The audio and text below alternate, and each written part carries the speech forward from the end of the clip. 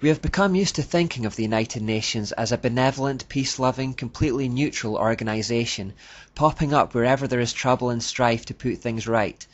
Whenever nations are squabbling, the UN steps in to mediate like a parent between naughty kids. We think of them as being completely trustworthy, impartial, and making just pronouncements by which the nations promise to abide.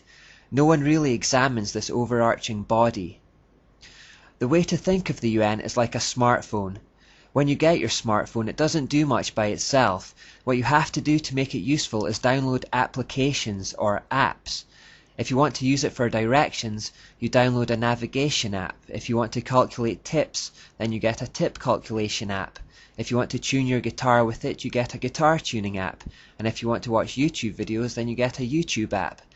Similarly, the United Nations has various apps called non-governmental organizations, or NGOs, which take care of every aspect of daily life around the globe. They have an app or NGO for everything, from health to the economy, education, climate, food production, etc., etc. In that respect, they have their hooks in every single area of life around the world.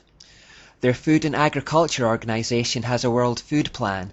The World Health Organization has a World Health Plan. UNESCO has a World Literacy Plan. The International Labour Organization has a World Employment Plan, and the UN Industrial Development Organization has a World Industry Plan. UN demographers provide population forecasts for the next 100 years, and the World Meteorological Organization provides climate forecasts for the next several hundred years. They have an app for everything, a plan for every part of our lives. Now, if the UN was indeed just a neutral, benevolent, peace-loving organisation, we may not have much to be concerned about. But it isn't. It has a specific agenda that drives everything it does, and that agenda, as usual, is driven by spiritual beliefs. Everything they do, everything they promote, flows out of that spirituality. If we look at the UN, do we therefore see the giveaway symbols, ideas, and terminology that has characterized the mysteries throughout history? Do we see evidence of the hidden hand that has guided those mysteries from the beginning of time? Well, if we take a look at the UN logo here, I think we will. You will notice that this is a circle within a crescent, which is the ancient symbol of the joining of sun and crescent moon. Here's an ancient Hittite stone in which we can see virtually the same symbol, with the laurel wreath and the crescent moon beneath it. In Greece, a laurel wreath around someone's head depicted a deity, kind of like how Catholics put halos around heads in their pictures to depict a holy person. So in the Olympic Games, for example, which was born in Greece, when you see athletes having laurel wreaths placed on their heads on the podium, this signifies that they have become immortal in their victory, as gods. Julius Caesar also picked up on this idea and wore a laurel wreath around his head. So the laurel wreath around the planet may also have a pantheistic element of deifying the earth. Now let's take a look at one of the apps or NGOs the UN set up for spirituality, the Temple of Understanding. The Temple of Understanding was founded in 1960, and Jean Houston, a New Age guru and supporter of the temple, wrote in her book Trojan Horse, "The temple's purpose is to facilitate the one world religion through the promoting of both the acceptance and the embrace of all religions, beliefs and rituals. The Temple of Understanding's meditation room was to be known as the Hall of Illumination, where the Illuminati, masters of wisdom, or leaders of the Temple of Understanding, will train the public in the new humanistic cult to create a new type of mystic." Included in its membership have been the likes of Hugh Thant and Eleanor Roosevelt, and it has set up chapters all over the world. Its headquarters are in the largest cathedral in the world, the Cathedral of St. John the Divine in New York City. Don't be fooled by the Christian-sounding name, it's a terrible place. Its building was partly funded by the Grand Master of the Masons of New York and featured on the front page of the Masonic World magazine in 1925.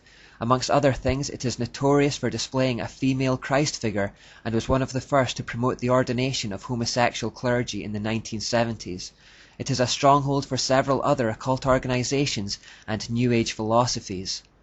As the mother institution of the New Age movement in the United States, its goal is to eclipse what they call the Age of Pisces with the Age of Aquarius. That's the astrological way of talking about the move from the modern era into the postmodern era that we looked at earlier. This building also has links with the cult of the People's Temple that was started by Jim Jones and which ended in mass murder. Every year at Halloween, this Masonic temple cathedral hosts a ceremony called the Grand Procession of the Ghouls, in which demons, ghouls and monsters walk through the sanctuary to macabre organ music.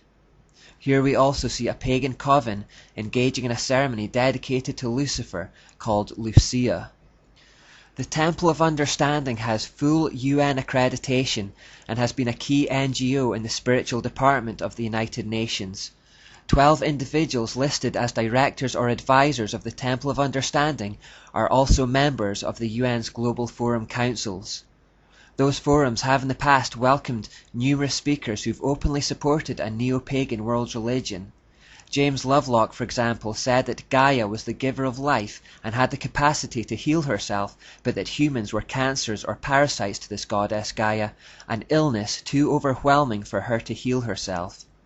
Al Gore has also been a guest several times at the Cathedral of St. John the Divine, where he hinted at a pantheistic worldview, saying that God is not separate from the earth. Another member of the board of directors of the Temple of Understanding is Thomas Berry. He openly stated his belief that the world is being called to a new, post-denominational, even a post-Christian belief system that sees the earth as a living being, with mankind as her consciousness. Madeleine L'Engle, one of the Temple of Understanding's founders, gave courses inside the Temple of St. John the Divine, initiating worshippers into shamanism, out-of-body experiences, astral projection, the tarot, fortune-telling, psychic powers, yoga, sexual magic, astrology, abortion, and especially earth worship. This is the spirituality at the core of the United Nations, and the one it promotes around the world. They want the New World Order to be built on this kind of paganism, the whole world under the mystery religion, and we'll look more at this in the next few parts.